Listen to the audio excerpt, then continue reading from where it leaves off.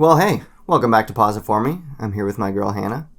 Hi. Hannah, would you say you're more of a Freddy Fish fan, a Pajama Sam gal, or a Spy Fox groupie? Ooh, that's a tough choice. We're not even putting Putt-Putt in the running. I know that's not your answer. No.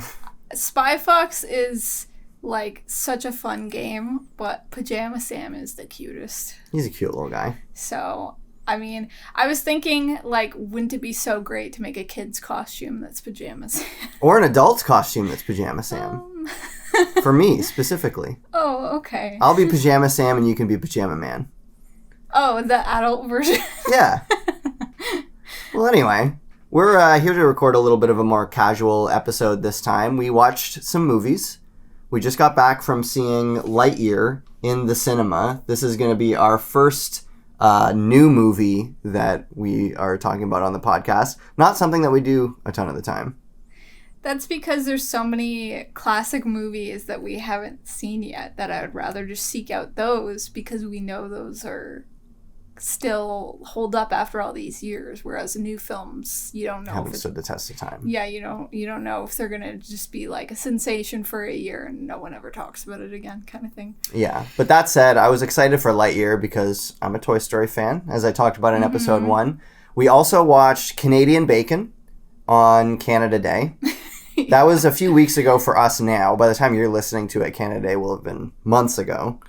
But I don't envision having as much to say about Canada Day. Canadian Bacon. I mean, our Canada Day was pretty uneventful as well, considering. But Yeah. I won't have a ton to say about Canadian Bacon. Just touch on it a little bit. So after we talk about Lightyear and Canadian Bacon, we're gonna talk a little bit about the TV shows that we've been watching lately. Because Pause It For Me can reference pausing a TV show too. Doesn't just have to be about movies. For sure. And we're big TV show fans, and Definitely. You in particular watch a lot of TV without me. I don't watch as much without you, You started to. which is why we're going to talk about it today. Yeah. So Lightyear, we just got back from seeing it. We haven't talked about it yet. I went in with sort of medium expectations. Like I said, I'm a Toy Story fan. Love Toy Story. I'm more of a Woody guy than Buzz specifically. But I was excited, and the trailer made it look pretty cool, but the presence of the cat and the G rating was making me a little bit nervous that it was going to be, like, really dumbed down and for kids. What were your thoughts going in? Yeah, the trailer was Socks. They showed Socks at his most annoying. So I was like, oh, this character's going to be a total write-off. But I ended up liking Socks. We'll talk more about that. I expected it to be fine. Just stirring the ice there. What? Do you think they can hear that? Probably. I didn't properly stir my drink before I put it down because there was a cool little bubble thing that happened on the top, and I was trying to catch it on camera, but I don't think I got it. So hang on, let me just... Yeah, There let's we go. make some more noise on this podcast. Sure. Get it all out of the way at once. Continue. So I definitely expected it to be pretty childish, and I expected it to be more like about him being like a cadet rising through the ranks. Right. But it wasn't that at all. Mm-hmm. But yeah, I don't know. I mean, I ended up liking it a decent amount for a child's movie. But I mean, Toy Story is a child's movie too. yeah, but that's like That's lightning in a bottle. yeah. Yeah. Overall, it was like a fun experience, and I got out of it more than I expected to. Mm-hmm. Is there anything else you want to say before we dive right in? Well, what do you think I thought of it? Do you think I liked it, or do you think I really didn't like it, considering how big of a Toy Story fan that I am? I think there was enough there that you at least liked it a bit. A bit. Yeah, if Okay. not like a lot. I really loved it. I thought it was awesome. It was pretty good. It was pretty good for what it was. I thought it was more than pretty good, honestly. Well, here's what I think of it. My impression was, this is Aliens for kids. I mean, like the first Alien movie, like the Aliens. the second one. Okay. Yeah, because she wakes up after like a long time of being gone, and then has to like solve this initial problem that was established ahead of time. So to me, I was like, oh, it's like a time leap kind of thing, and I don't know. That wasn't apparent to me. I wasn't thinking about that, but I would say what I liked most about it was the attention to detail for Toy Story fans. And it's kind of interesting that if you consider that, like, in the world of Toy Story, Buzz is a toy based on the movie, so the movie was the source material for the toy. But in our reality, it's the reverse. The movie containing the toy is the source material for this movie. And as somebody who's seen Toy Story and Toy Story 2 a lot of times as a kid, Toy Story 3 didn't come out till I was older, but Toy Story 1 and 2 many, many times, there were so many things that I picked up on that really made me feel like they were trying to appease Toy Story fans in a really awesome way and not just cash in on the name of Buzz Lightyear. Yeah. And I'll give you an example. Like, there's obvious stuff. Like, at the beginning, he touches down on the planet and he's like, mission log, no sign of intelligent life anywhere. Terrain seems a bit unstable. It's the exact same things that he says when he lands on Andy's bed. That stuff I felt was obvious. Yeah. But then there was stuff like later in the movie, he does a flip over Zurg. He jumps over Zurg, does a flip in the air, lands, turns around, and shoots his laser. That's the exact same move that he does in the video game in Toy Story 2 when Rex is playing. Well, you know what? Like, it's the same layout of the ship and everything from Toy Story 2. And I noticed that. I was like, this is the exact same layout. I appreciated the detail of that. From the beginning of Toy Story 2? Yeah, Toy Story 2, and like the Rex that's playing as Buzz has to like reach out and grab, like, I think it was like a power-up or something. And that's where the crystal was. In Toy Story 2, in the game in Toy Story 2, I think it was a battery. I think it was like a AA battery. Would that signify a power-up, I think? Maybe I'm thinking of the actual Toy Story 2 video game. I think batteries are collectibles in those two.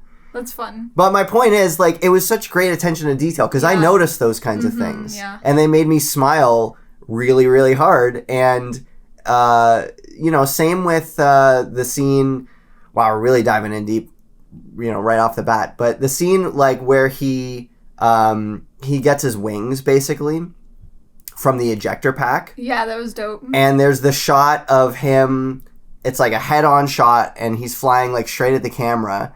That is also right out of the beginning of Toy Story 2, and that shot in this movie gave me goosebumps. Of course. It made me so excited. I was like, yay. This is what you're excited for.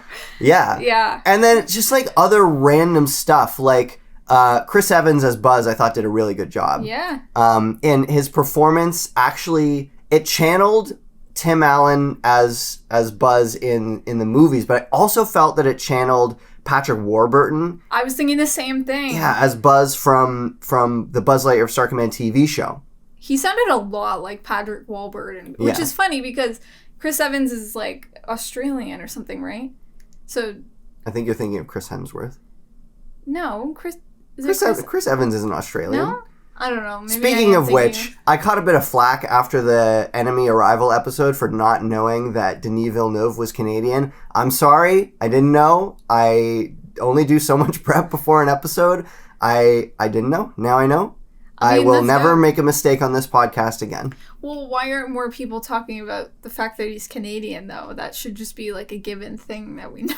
Yeah. Well, my brother was one of the first people who texted me about it. And I messaged back. I was like, sorry, I just assumed if somebody's from Canada, they're not a good director. What can I say? And he was like, excuse me, what about James Cameron? And I was like, forgot that he was Canadian too. There's a lot of good Canadian directors. I was joking, sort of. And a lot of movies are made in Canada. Well, Canada's awesome. Yeah. It's a little too early in the conversation to jump right to Canadian bacon, but... Well, I don't know. That was shot in Canada, but the director, writer was not. Right. So, Denis Villeneuve is Canadian. My apologies. Chris Evans, I'm pretty sure is not Australian. Okay. I guess I'm mixing that Chris up. Hemsworth is Australian, or is he from New Zealand? Well, Okay. let's just not even make a definitive statement.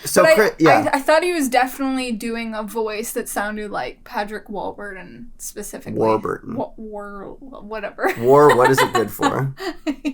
But within that performance, I thought it was great. I thought it really felt like Buzz. You know, like when I first learned that they weren't doing Tim Allen as Buzz, I was like, oh, come on. But it's the toy version, right? It should be heightened. I know, but Woody was the toy. Woody was the voice.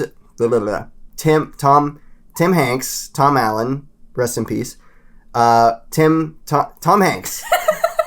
This is only your favorite actor. Tom Hanks was the voice of Woody the toy in the context of Toy Story, but he was also the voice of Woody on the TV show. But he so had who a are voice you to box. say? He had like the chain that you could pull. It was a string, but sure. Chain, string, yeah. Yeah. But so why does Woody get to be the voice in the show and in the toy? But I mean, Tom Hanks. He's the same person in my mind. Simple answer is they wanted, somebody different. I was gonna say more culturally relevant. Yeah, Tim Allen's really not culturally relevant at all until they do the Home Improvement revival. I could see that happening. Yeah, with Jonathan Taylor Thomas. Is he still alive? Did he die tragically? I don't know. Maybe I'm thinking of River Phoenix. Anyway. Oh, boy. Lightyear. It's a great really movie. Going off track here. The point that I was trying to make was another really subtle thing was there's a random line where Chris Evans as Buzz goes, "My ship! My ship!" And he says it in kind of like a weird, whiny kind of way. And it's the exact same way that Tim Allen says it in the first Toy Story when he goes, "My ship! My ship!" I didn't like right at the beginning. It's really subtle. And that kind of thing I really enjoyed about it. Mm-hmm. As a Toy Story fan. In general, I liked it. I do like Taika Waititi, but they made him maybe too off the wall in this. But I still found his character, like, good. I thought the pen thing was, like, relatively funny. It was fine. Okay, yeah. So, more specifically, I didn't love it across the board. No, me either. I thought that the first, half was really strong. Interesting. Oh, you felt the opposite? No, okay, so what I didn't love was up to the point that he broke the first crystal. When they're when he came back from his test flight, and they're like, oh, you aged, or we all aged by 4 years. Mm-hmm. I found it to start to get more and more interesting after that. But I didn't like Buzz before his, transformation mentally, because I found his character really obnoxious. He's like, I don't hang out with rookies. I don't like autopilots. I'm going to go against the autopilot and damage the crystal, and, you know, I don't work with rookies because they always make mistakes, but I made a huge mistake and I, crashed the ship, kind of thing. I mean, that's a fair assessment, but that's just set up for character development. Well, I know you have to start somewhere. But I just found it obnoxious. And B, I did feel like it was in line with his character. If you imagine that Buzz at the beginning of Toy Story 1 was pulled right out of the movie, I mean, his character was more at the beginning of the movie than at the end, even though his suit, I guess, is technically straight out of the end of the movie. But that's semantics. He wore it in the beginning as well. But the upgraded suit at the end of the movie was exactly what the toy is. Because his original suit didn't have the wings built in, and it didn't have the laser built in. But he put on a suit that was packed away. Mm-hmm. So that must have been his suit from before. Yeah. We're agreeing. That's the suit from the before. And then right at the end, they put on upgraded suits. And those represented got it. What the toy Buzz has. Mm-hmm. Where was I going with this? You were fine with the beginning, that he was obnoxious? I was going somewhere about the suit. Anyway. Oh, yeah, okay. So Buzz in Toy Story 1 is that, really take charge attitude, I have this under control, I know what to do, I don't have to rely on other people. So I felt like that was in line with his character. And then also, I watched a decent amount of Buzz Lightyear of Star Command, the TV show, growing up. And he had the same sort of attitude at the beginning of that show. In fact, the whole, sort of backdoor pilot movie episode thing was all about how he used to have a partner, his partner died, and then after that he's like, I work alone. I don't work with rookies. I don't want to have a partner or whatever. Right. So I felt like that was really in line with his character. Okay, fair enough. And I figured they were going to change him at some point because I was like, it's 2022. They're not going to make Buzz an asshole. They're going to change it. He's gonna improve. Yeah, I don't know. It was just like, I just didn't find it original. I was like, you started as a rookie yourself, so why are you bashing on rookies? And then he reveals later on that he messed up a lot as a rookie, so it's like, you really need to be giving rookies a chance. Some people are like that. Yeah. Some people are like, they don't remember their roots, they assume that once they get awesome, they assume that they've always been awesome at something. Well, I hate that in people, like in any field. Yeah. Like, we work in media, and there's a lot of obnoxious people in media that are like, oh, I don't like when photographers and people are starting out with their iPhone and stuff like that, and are all on their high hill about stuff, and it's like, people gotta start somewhere, like, don't yuck somebody's yum kind of thing. Yeah. So, the beginning of the movie I felt was good, like, the first maybe, 10 minutes. Like, the part that you're saying you didn't really like up until he breaks the first crystal, and he, everybody aged 4 years. Yeah. I actually liked it because I was a little worried they were going to make Buzz too much of a superhero, and, he's awesome, he can do anything, he's the Maverick, whatever, pew pew, he's got this under control. But the fact that one of the first things that he did was a huge screw up. That's true. I was like, okay, that's refreshing. That's good. They're not just making Buzz Ultra Buzz, Yeah. And I thought that there was a lot of really nice fan service in the first little bit, and I wasn't hooked yet, but I was enjoying it. Like when the stuff with the rookie, when he's like, oh, he's gonna give me the sad eyes. I'm like, okay, that was puppy dog eyes. This is like a typical kids movie, whatever. I didn't like it. But after that, I felt like it improved. Yeah. And when they started advancing 4 years, and everybody around him was aging, I was like, this is almost up level. Yeah. Of people are getting old and they're gonna die, and it's really unexpected sadness right at the beginning, which I really appreciated, because going in I was worried that it was gonna be too light and fluffy. So the fact that I was almost shedding a tear within the first half hour, I was like, okay, movie, you got me. You hooked me. Now just reel me in. Yeah. I definitely really liked the time montage with Alicia, being happy with her family and stuff. Yeah. What I will say is, why did he need to keep on testing it? Because it didn't seem like they improved the crystal at all. So why did he keep on going tests where it aged him 4 years ahead of his best friend? Just seemed like insanity, repeating the same action over and over again and expecting a different result. Well, it said 84%, which seems like, he tried at least 10 times. You'd think with an 84% success rate that he'd get it eventually. I think it was 87, but still. Your point being? Because I don't want people to correct. Hey, everybody, feel free to correct me if you want, all right? That's audience engagement right there. Correct me and leave a review on our podcast. Anyway, 87% success rate. I think he just figured that if you just did nothing, then there was no risk or reward, but he was willing to risk himself for the reward. What I didn't like was once that cycle stopped, because I just found it really interesting and a cool risk, and I was worried that they were actually going to go back on it, that they were going to travel back in time and reverse it all, and I was glad that they held to their decision to kill off the Alicia character, who I really was enjoying. Yeah, she was cute. And I was like, they did sort of it wasn't they made a character that looked very similar to her and her granddaughter. So it kept the spirit of her character alive almost. But I felt like it was a very different character because it was voiced by somebody different. Yeah. And they had different stuff going on. So once they stopped that cycle of the 4 years and they ended with the 22 or whatever, that's where the movie started to dip for me. Is once they introduced the incompetent characters. Yeah, the ragtag group of people that don't know what they're doing, but they got a lot of heart.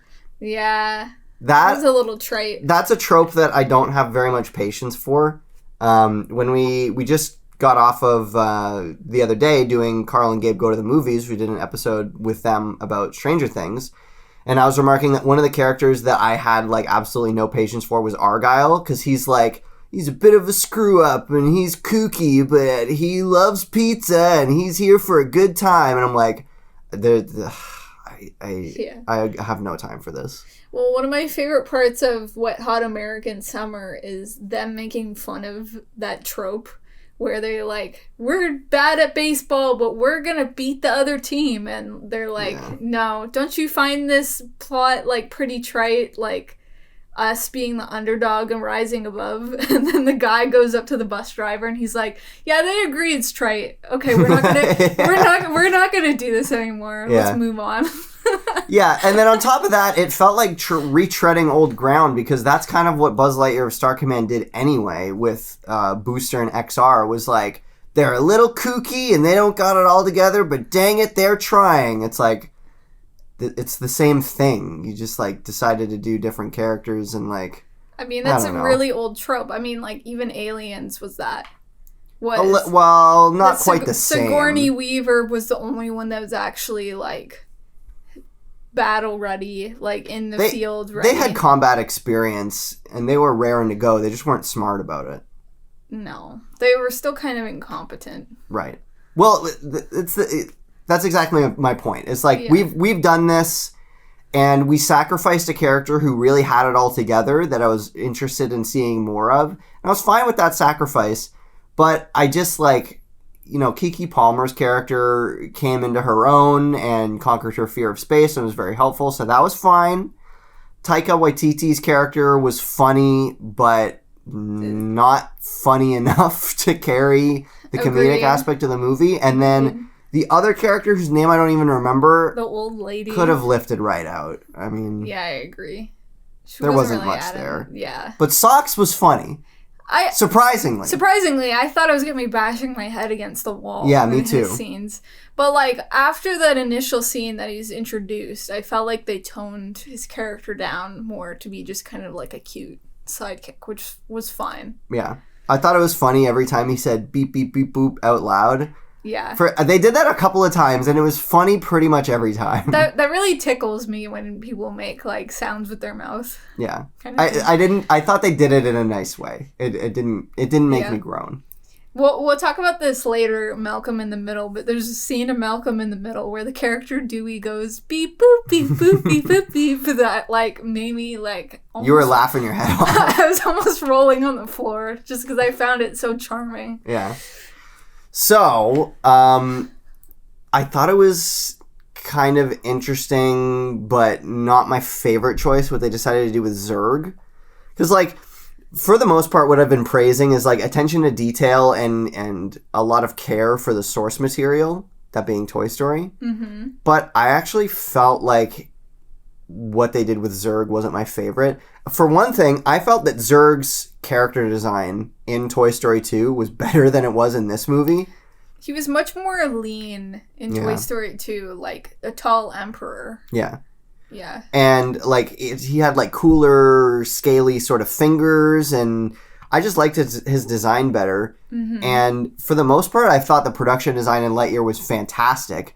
And I loved the way that they took something with very little detail, like Buzz Lightyear as a toy, and translated his suit into something real, and added details to it, and even played with our expectations a little bit. Like, you see the big red button, and you're like, oh, that's the button for the wings. And then eventually they're like, oh, you don't press that button, it's only in, like, dire circumstances. And it's like, oh, why? Because to fly away from danger or something? And then they finally pull the thing, and it's basically like a safety mechanism where it turns you into a big cushy ball. And it's like, that's not the wings.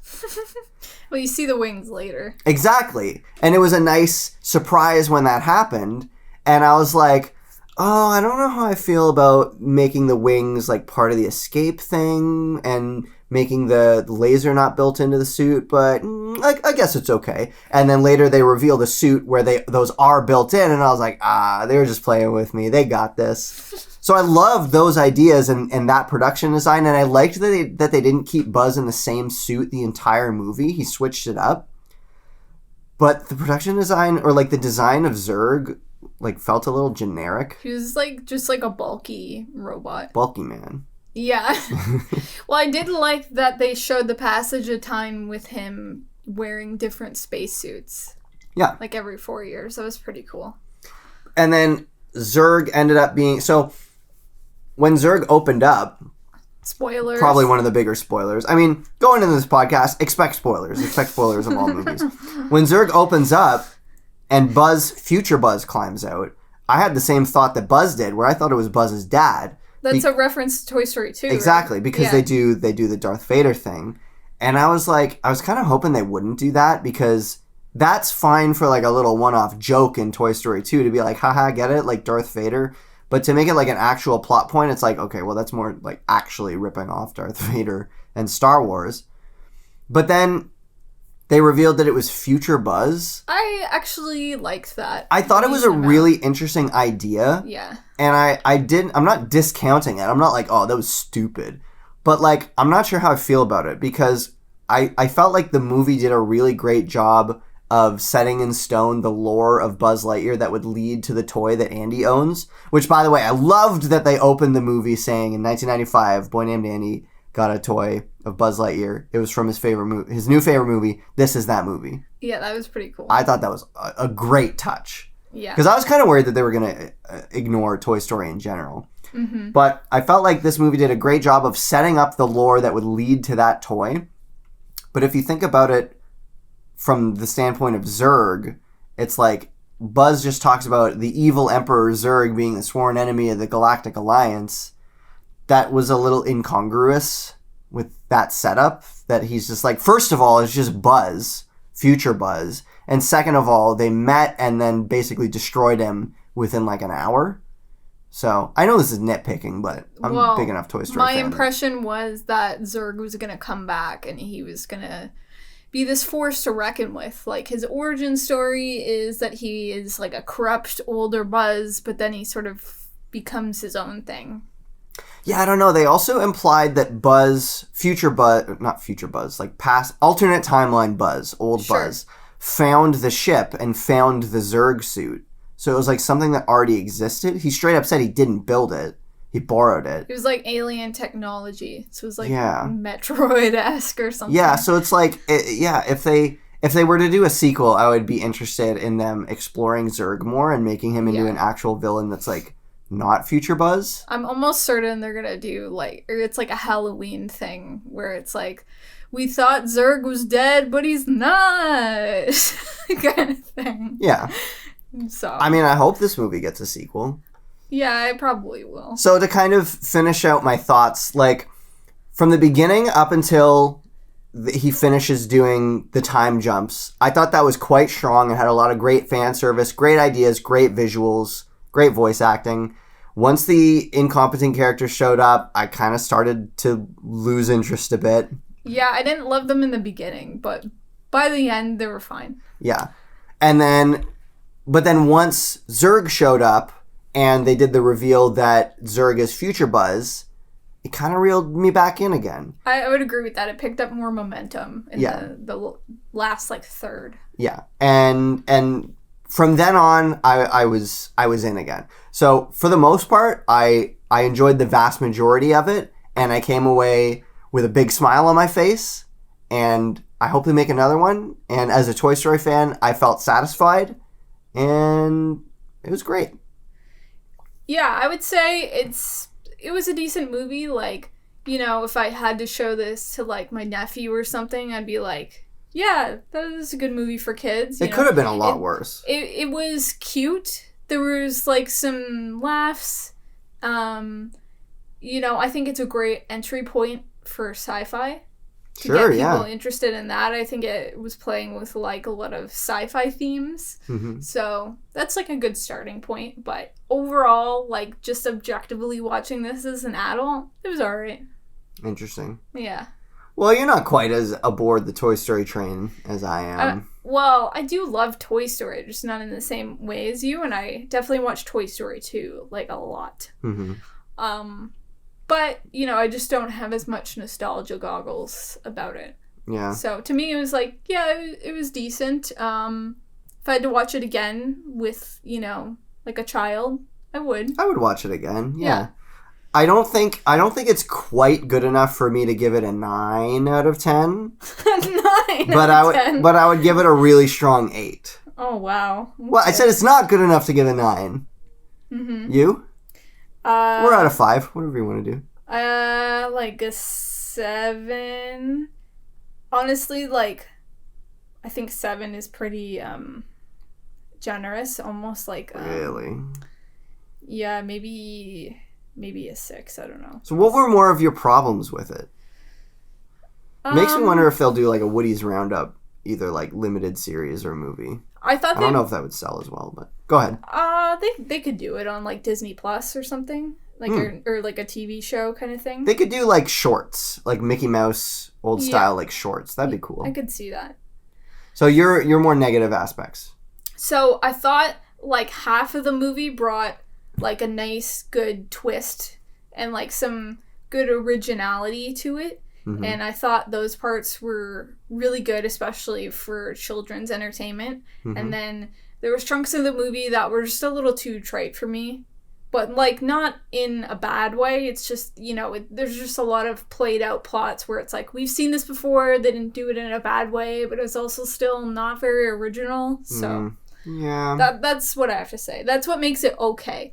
It's not groundbreaking, but there is a lot of good to it. I definitely don't think it's groundbreaking. But, you know, as far as, like, a Buzz Lightyear spin-off movie, it could have been a lot worse. You know, we could have got something that was, like, filled with cat jokes and had more of the slightly obnoxious characters. And I thought that it had a lot of good ideas going for it. It had a lot of heart. And to me, it really felt like they cared about Toy Story. I definitely think the connection with Buzz and Alicia was one of the stronger aspects. Like, seeing their friendship and seeing Alicia's life flash before our eyes and stuff, that was all very sweet. Mm-hmm. So that felt original to me. And I liked those parts a lot. Yeah. So, you know, it was a good time, but it just wasn't my favorite time, you know? If I had to nitpick a little bit more, one of the things that I leaned over and said to you halfway through the movie was when Buzz first does the trip to try and get the crystal to work, he comes back and he's like, oh, what? I advanced 4 years? And they were like, yeah, you know, we realized that when you got back that, you know, blah, blah, blah, the time, 4 years. And I'm like, how did they not realize that was going to happen? Yeah, like, they're scientists. They should have figured that out. In sci-fi stories, usually if there's some kind of plot point to do with, like, time in space versus time on a planet being different, they usually know before they do that. It's not like a surprise. You know, like Interstellar. Well, they knew. Well, I never finished that film, but you started it. But how far did you get? Basically, when he was starting to go to space, I was like, right when it gets interesting. Well, I don't know. Maybe I'll. You have no excuse. Chance. You know, I'm not like usually a huge fan of space movies, but whatever. Well, that explains your rating for Lightyear. But it was less of a space movie. They didn't actually go to space that much. A little bit. They were mostly, like, grounded. Did you see First Man? No. No? You probably wouldn't like it. Did you see Gravity? No. You probably wouldn't like it. I don't know. Space movies are meant to be seen in the theater. I'm glad we saw Lightyear in the theater. I thought The Martian was pretty good. But again, it's mostly him, like, potato farming. Martian's excellent. Do you think Lightyear would have been better if there had been more potato farming? Yeah, obviously. Well, that's another thing. They got stranded on the planet, and, like, how did they have enough resources to build up their planet and make it sustainable enough? I guess they had stuff in the but you only onion have ship. So much stuff. Turnip. It looked like an onion. Come on, give me some credit. I know they didn't call it the onion chip, but it looked enough like an onion that I can call it the onion chip. I think they're both root vegetables. Mm-hmm. My point exactly. Like Pikmin. It's like, seriously, they were on that planet for like 100 years and no one like ever contacted them and tried to bring them supplies. That was my other issue, is like, clearly they were on a mission there. Somebody had to have known they were there. And they'd been there like 100 years and nobody sent like a drone to like it seems like a big see plot if hole. they were there. Yeah, because in The Martian, he gets stranded and then they know immediately. And he figures out a way to live there sustainably for whatever amount of time. Was it a couple months or years? I think it was like 2 years. Yeah. Maybe 4 years total. That's for like the round trip. Did you read the book? No, I haven't. The book's awesome. Yeah, should be on my beach read list. The book's so good. Yeah, that'll be one of my next ones, I think. Yeah, highly recommend The Book of the Martian by Andy Weir. That's right. So just getting on backtrack here, to me that felt like a loophole or like a plot hole. Sorry, not a loophole. Because it's like, why did he keep on having to go? And they were there 100 years and they never figured out a solution, just decided to stay there and not try to send anyone back to whatever planet they were from. At that point, you kind of have to suspend your disbelief and not think too hard about it. But I understand how that could be a turnoff for following along with the plot. I've been unhooked from plots for less. Stranger Things podcasts, perfect example. Well, yeah, these are just nitpicks. Overall, it was like a decent theater experience, you know, and I would maybe watch it again. Not my favorite, but I would watch it again if it was the perfect opportunity. So we also watched Canadian Bacon, which is one of your sick day movies. I had never seen it. I thought it was surprisingly funny. Not the first half. First half sucked, but it was all set up for the second half, I would say. Once they made it over the border to Canada. Like, I mean, first of all, I was surprised that John Candy's character was not Canadian and a little annoyed about it. Well, all the characters were, like, heavily making fun of America. Yeah, I know. I just, like, as a Canadian, I was, like, waiting for them to get to Canada and start making the Canada jokes. And then once they did, it was hilarious. Yeah. The whole, like, hydro of Canada was being night watched by like an old couple. Yeah. I love the joke where they were like, we gotta go to Canada's capital, Toronto. And they're like, capital of Canada is Ottawa. And they're like, as if. Yeah. That was great. Yeah, there was enough jokes there, but having enjoyed it as a child, I find a lot of things that I thought was pretty funny when I was a kid does not hold up as much. Well, like, and I would agree with that. What's your experience with it? Like, when did you first see it? How often did you see it? I probably first saw it, like, in grade school. Maybe I was, like, 8 or something. And then we had it, like, taped on VHS. And, like, you know, if I was ever sick or, you know, it was just, like, a chill day at home, I would sometimes, like, pop it in and watch it. So it's like one of those guilty pleasure movies where it's like, oh, there's not much to do. I'm just going to watch like this silly little movie kind of thing. Directed by Michael Moore, strangely enough. Like the documentarian Michael Moore. I think it was like written by him and like something produced, I guess. Yeah, it was written by him. It's your favorite movie. I don't know. It's not my favorite movie. Well, I'm curious, like, I don't think we've talked about this on mic. Like, what are some of your other guilty pleasure movies? Like, we can get into that, like, a little bit. Definitely. I mean, like, I don't consider myself somebody who has a lot of guilty pleasure, like things, whether it's, like, music or movie. Not for maybe the reason that you think, but just because, like, if you like something that's considered maybe a bit, like, goofy or, like, something that you shouldn't maybe be liking, who cares? Just like it with your full effort, you know? Like, the song, Hey Mickey, You're So Fine, You Blow My Mind, that's a great song. Nothing wrong with loving that song. Let It Go by Frozen, that's not guilty pleasure. That's just plain old pleasure, baby. That's an awesome song. Well, I've heard some people say, like, no guilty, all pleasure kind of thing. Yeah. But to me, there's movies that some people don't love that I know that I love them. Like Wet Hot American Summer. Whereas there's other films where it's like, I know subjectively this is bad. Or like, yes, objectively, I know that this is, like, not good, but I'm still enjoying the ride. And that's more like what I'm thinking of for guilty pleasures. Like Wild Wild West with Will Smith. I know it's a bad movie, but am I going to throw it on and be like, yeah, that was a great time? I still haven't seen it. We gotta watch that at some point. See, like, the movies for me that I would consider, like, sort of guilty pleasure movies are just movies that I think are, like, kind of dumb or, like... Well, my example basically is Talladega Nights, the Ballad of Ricky Bobby.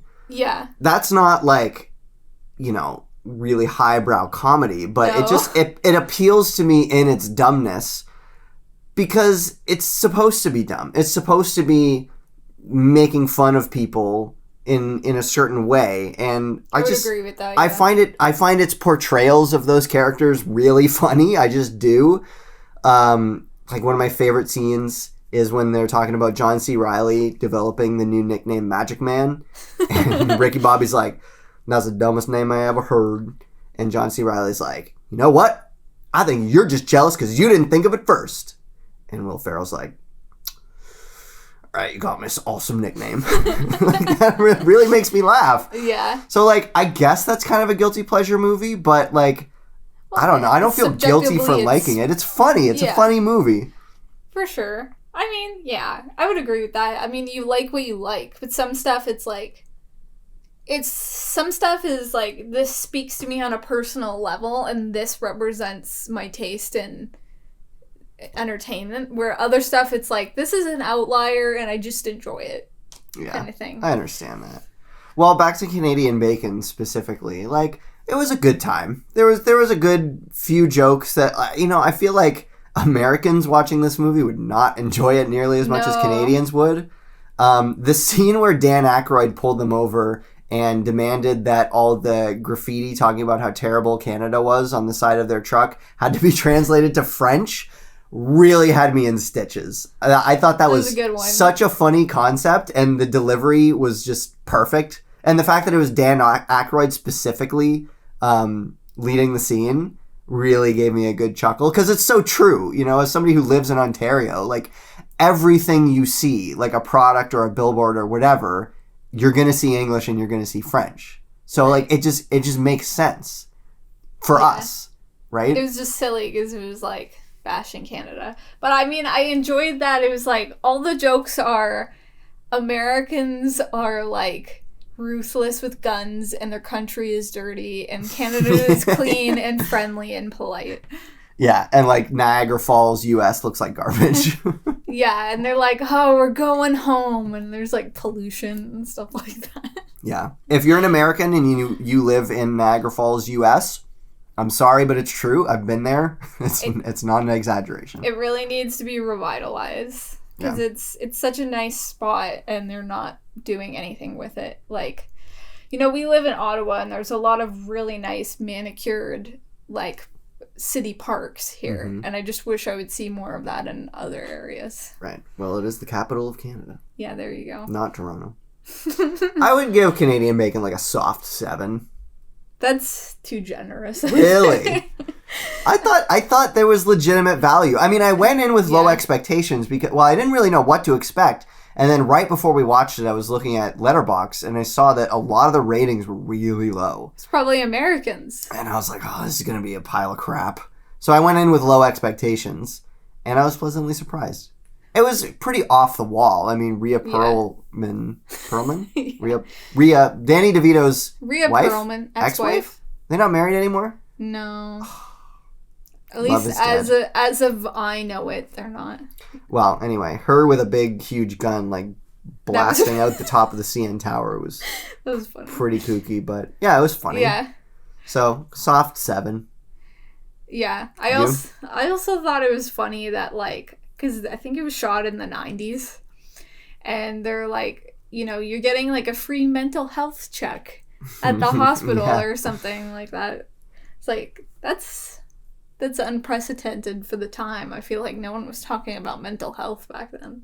Yeah, exactly. This movie was a trendsetter. Such a trendsetter. Yeah. One thing that I don't love, I mean, I love it it's like a parody or like an homage to it, but I don't love it at face value is when they do those stills at the end where people are laughing and they're like, this person got up to this after the film. You don't like that? You don't like that trope? No, unless it's making fun of it. No. Why? Just because I find it like a cheap way to end the movie. It's like, just wrap it up. I don't know. Usually they do it in a funny way. It's not used in earnest too often. Overall, I think the movie was okay.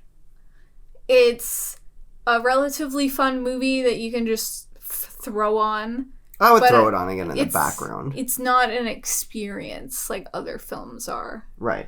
Like, another film that I find to be a guilty-ish pleasure is Confessions of a Teenage Drama Queen. I wanted to see that so bad as a kid, but my toxic masculinity made me avoid it. Yeah, because it's like, oh, it's too much of a girly movie. But I don't care about sort that of it is. now. But yeah. At the time, I think I was maybe coerced to not see it. Not by anyone around me, but just by, like, societal expectations. Society, yeah. Yeah. For sure. Well, maybe that'll be our next movie. It could be. But probably not. I have some anime on the mind that I want to watch. Anime on the mind. I'm still raring to watch Chippendale Rescue Rangers. Mm-hmm. Yeah, I'm interested. You, in a previous episode, you said you wanted to watch, like, an old movie and a new movie of similar genres to compare. I would love to watch, like, an anime movie from the 70s-ish, like, early Miyazaki era, and then watch an anime movie from, like, the 2010s and compare. Yeah, that could be good. I don't have any on the mind right now. I'm sure there's some good ones out there. Yeah. Like, a recent good anime film was Your Name. Your Name was a freaking masterpiece. Mm-hmm. If you're into anime films, I highly recommend Your Name. Mm-hmm, for sure. Sub, not dub. In this case. Sub, not dub for most things. I'm not like a hard proponent of like always doing sub over dub. Some dubs can be good, but a lot of them are pretty bad. Well, some of them, they're trying to reach a wider audience, so then they make it like a star vehicle, where it's like, that I just want to watch it into the intended way that it was presented to the original audience. Yeah. Kind of thing. So I'm not being like snobby. It's just like, it was made for a Japanese audience, so why don't I just watch it in Japanese? Yeah. So we're looking at maybe some anime. I just got done reading some manga that I borrowed from the library called Keep Your Hands Off Aizuken, which is about Japanese high school students trying to make anime. So that really got me in the mood to watch anime. Mm-hmm. And I've been reading Rebel Without a Crew. Mm-hmm. And so that is about Robert Rodriguez making his first feature, El Mariachi. Right. So I talked about wanting to watch his first feature and then another director's first feature from maybe around the same time and comparing, contrasting, talking about the merits of it and, you know, where they are now in their careers kind of thing.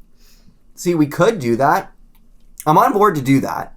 Maybe with Quentin Tarantino because they blew up around the same time. And Quentin Tarantino may or may not be mentioned in that book. Mm-hmm. I still haven't got to that. You haven't finished it yet. No. But just a little tease for that. But, and I've seen Reservoir Dogs a few times. You've sort of seen it, but you were... I was distracted because someone was talking throughout the whole movie. And it wasn't Andrew.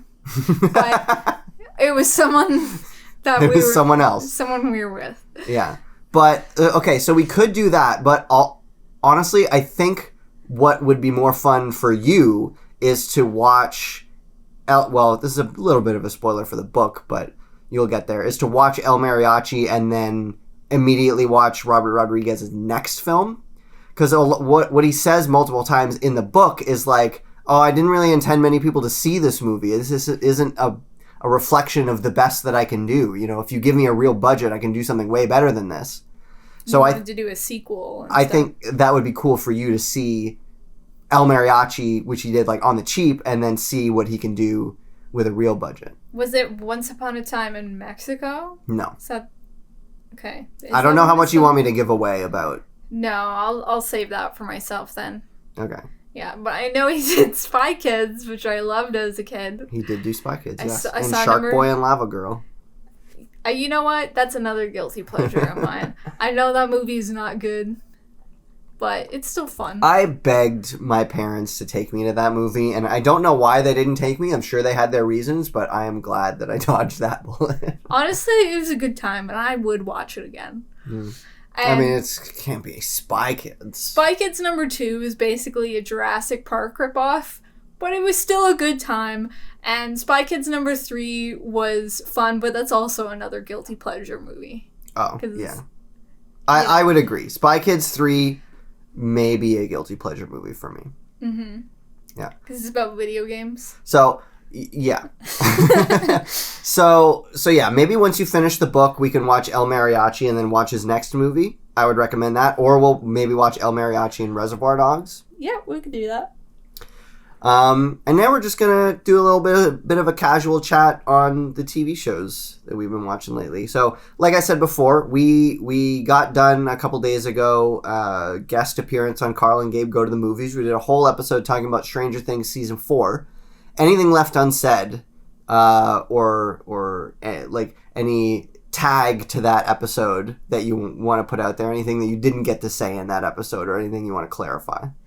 Well, surely their thing is going to be released soon-ish, and ours won't be released for a couple weeks at least. Yeah, this episode that you're listening now is probably going to come out like a few months after the Carl and Gabe episode. But when their episode comes out, our next episode to release after that, I will have put a little tag at the end of that episode pointing you to that episode, which if you're listening to in order, you would have already heard that.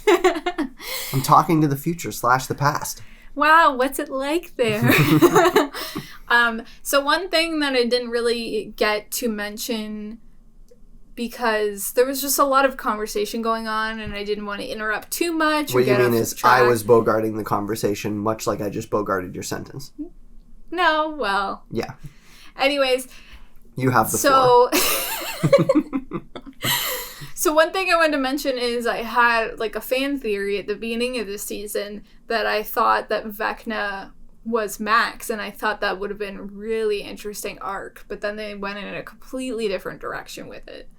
But I just found that really interesting because to me, as a viewer, I thought they were like trying to give hints that it was her because she was like alone, depressed, going through some stuff after Billy had died, and, and then she was in the same room as Chrissy, and then she was right across the road from Chrissy, like, when she died. I'm like, oh, maybe, like, Max is controlling her and killing her, and, like, that's what I thought like, the first few episodes, until they revealed that it was someone completely different. I was like, oh, okay, I guess that's fine, but... Yeah.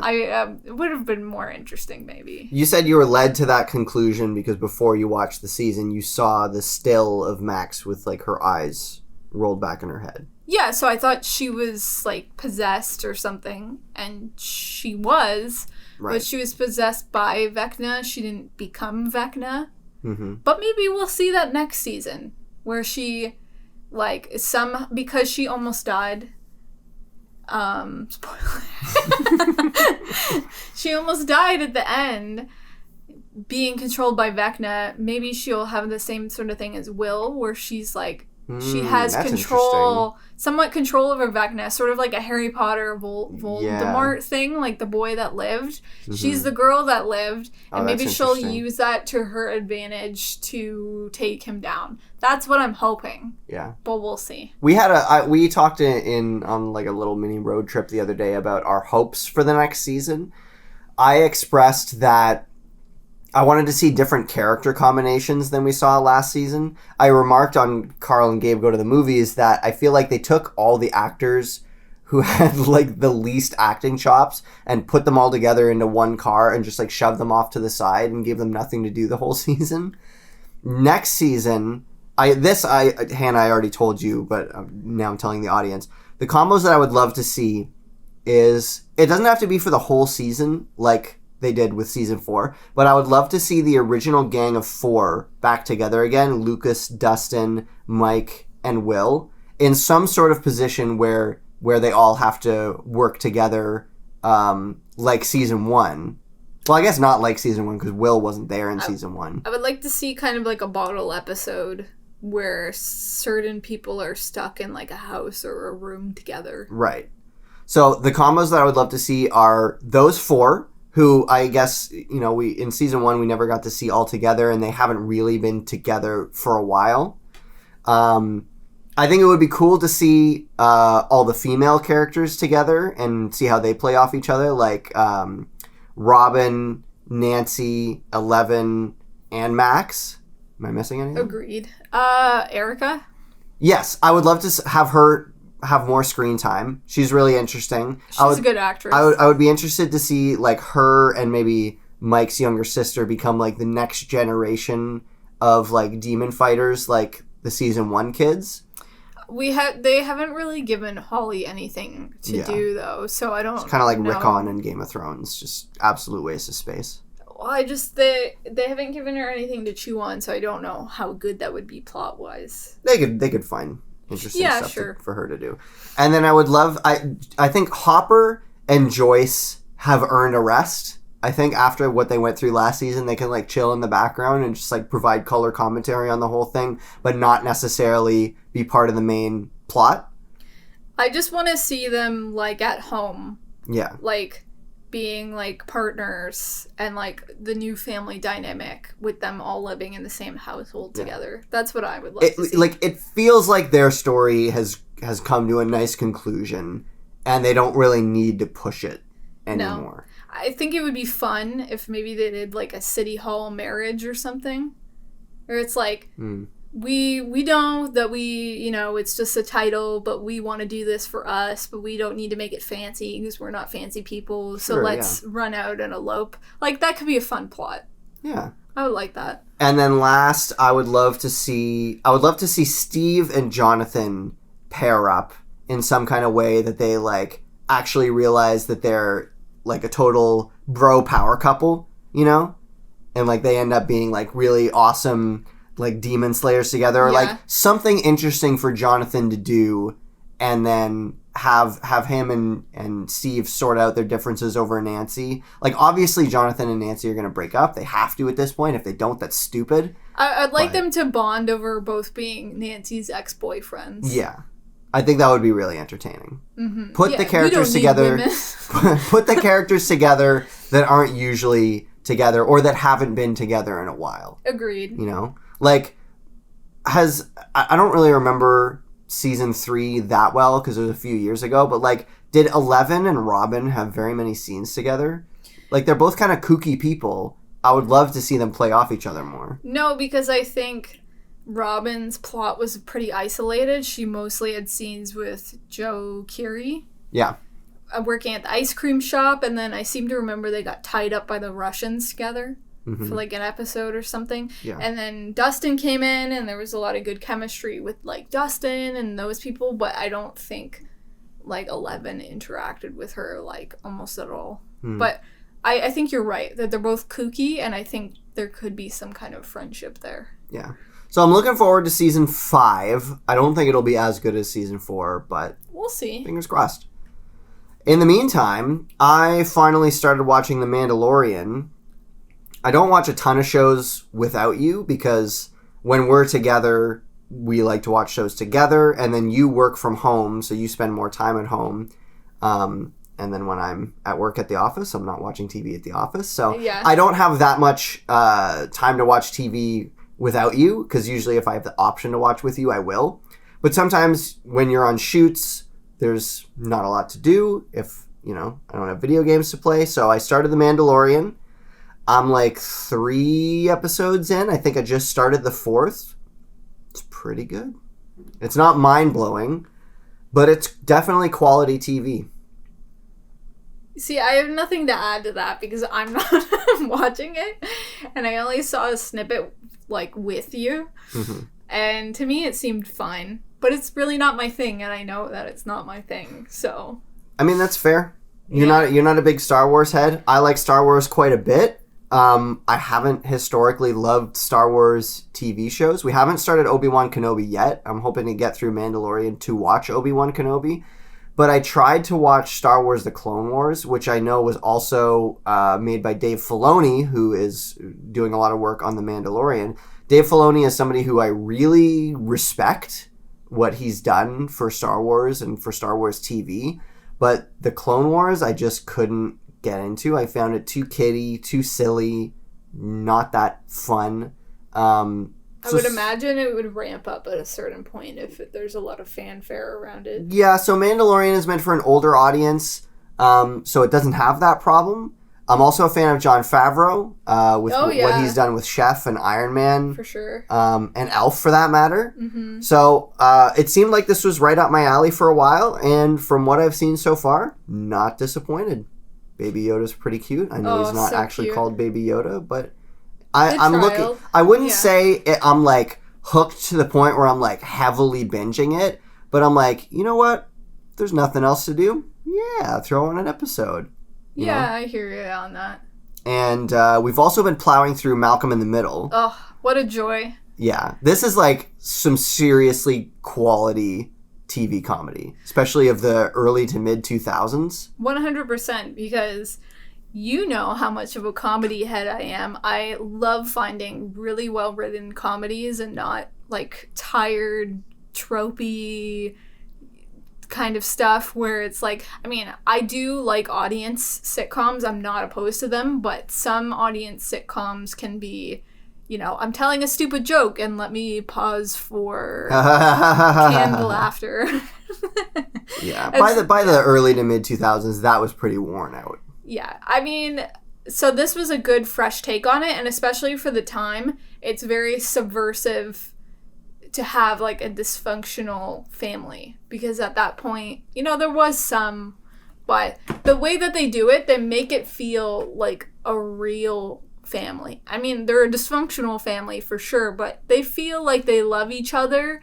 Yeah. But they are very troublesome. That's what I feel like is the biggest difference between this show's dysfunctional family and other shows. It's like in most other shows, it's like the husband and wife hate each other. Crazy. I hate it so much. Like according to Jim, and everybody loves Raymond. You know, at least with King of Queens, you could see some love there, but they were still like at odds always, right? Yeah. But with Malcolm in the Middle, you can tell like Hal and Lois not only really love each other, but are like really attracted to each other. Yeah, they can't keep their hands off each other. That was a whole plot that we were watching recently. Yeah, we're like halfway through season 4. A great memory of ours, I would say, is early in our relationship.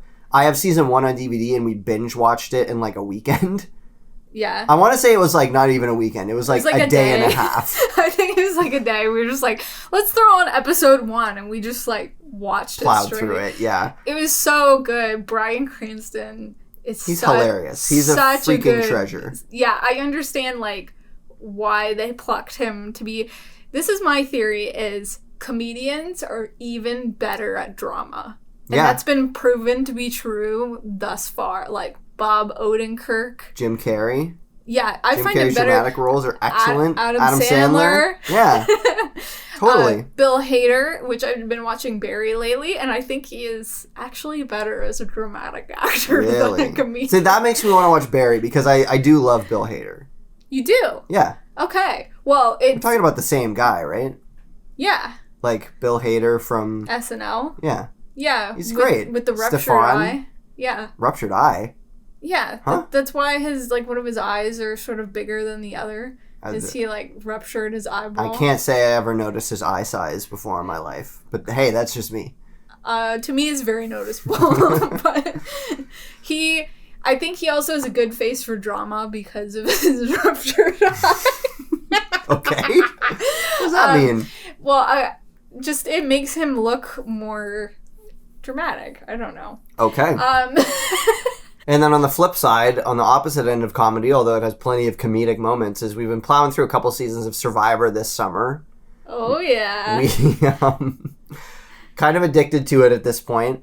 Before we got married, I vowed, I was like, one thing that I want to do as a married couple is I want to watch through an old season of Survivor. Like thinking that it was like a novel idea at that point. And then eventually, I think last summer, we watched season 1 of Survivor. And that went over so well that I think soon after we watched another one. I think we watched the season with Boston Rob's first season. Marquesas, which I want to say was season 4. Yeah, and then this year we watched Pearl Islands and All Stars. I am freaking loving Survivor. I'm having a great time. It's a great show for couples to watch because there's a lot to talk about afterwards, you know? Yeah, because it's like, who has an alliance with who? Are they going to betray each other? Are they going to do well in the challenges? Is Jeff going to be sassy? Yeah. So many great characters. Like, you would, like, as reality shows go, they do a really great job crafting characters. That's some of the best parts, is just the documentary filmmaking of it. Like, I just love sort of thinking about the behind the scenes, like the wheels turning of the cameramen, like looking at them like, oh, this is such a great shot, or just like the way they edit sequences together. I would love an entire like 2-hour behind the scenes documentary about how Survivor is shot and edited. Like, I would gobble that up. That'd be so great. I've seen bits and pieces where it's like, in season 1, they used to test out the challenges with just whatever crew they could find on hand. Mm-hmm. But then after that, they recruited people to be part of like what's called the dream team, where they test out all the stuff ahead of time. Yeah. So just learning about stuff like that is fascinating. How do you think you would do if you were on the dream team? So badly. Okay, I've given this a lot of thought. Is if I was cast in Survivor, I know I would do super terrible in the challenges. So I would have to play like an amazing social game to be able to stay in. Interesting, yeah. It's been done before, though. Like Sandra in Pearl Islands.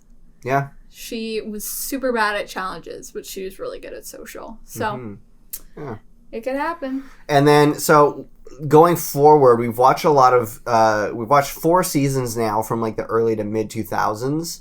And I know that, you know, Survivor's still going strong. I would love to watch a newer season that feels a lot more different. And then if we're going to continue watching seasons, I don't know if we'll watch all the seasons because All Stars gave a lot of spoilers to who won previous seasons, but I would love to continue watching. I'm still interested, honestly. So I would love to like bounce between like maybe do like a season from the 2010s, a season from the early 2000s, a seasons from, you know, like 2020, you know, a season from, because that was why we picked Pearl Islands and All Stars, was because those were the seasons that were airing when we were kids, when we were watching Survivor with our families. Yeah, and which is really interesting to go back to that place. Oh, for sure, because it's you feel the 2000s, the way people's haircuts are, and just like the attitude towards things, and you know, standard definition 4x3. Yeah, that's the biggest throwback of all. Well, for sure, and so. In the last few seasons now, they bought an island in Fiji, and they have like a pretty standard production, like sets and protocol and stuff. So right. I'd be interested to see that, because that's going to look and feel a lot different than the early stuff where they would go to like a remote island and then set it up there and everything was a little bit different. Now it's more consistent. So I'm interested to see what that's like. Yeah. So we're in between seasons right now, but I think, you know, now that we finished Stranger Things season 4, I think the next thing that we're going to start in between watching Malcolm in the Middle is another season of Survivor. And I'm pumped. Like, I've been watching Jeff Probst's Sass compilations and interviews with him, and I'm psyched. Yeah. It's going to be a great time, because you always have, like, people you're rooting for. It's like, oh, I really want this person to win this challenge, or I really hate this person. They should be voted out. Like BB. BB from season 1. But it provides so much, like, good quoting, where it's like, yes. Do you remember BB? Like, oh, he was terrible. Washing his sweaty shirt in the clean drinking water. Exactly. Or just, like, little things that people say that you're just like, that was really funny. Well, the sun has gone down on our episode. We're just about out of light. I think that's a good spot to wrap up. I agree. Thanks so much for listening, and catch you next time. Catch you on the flip side.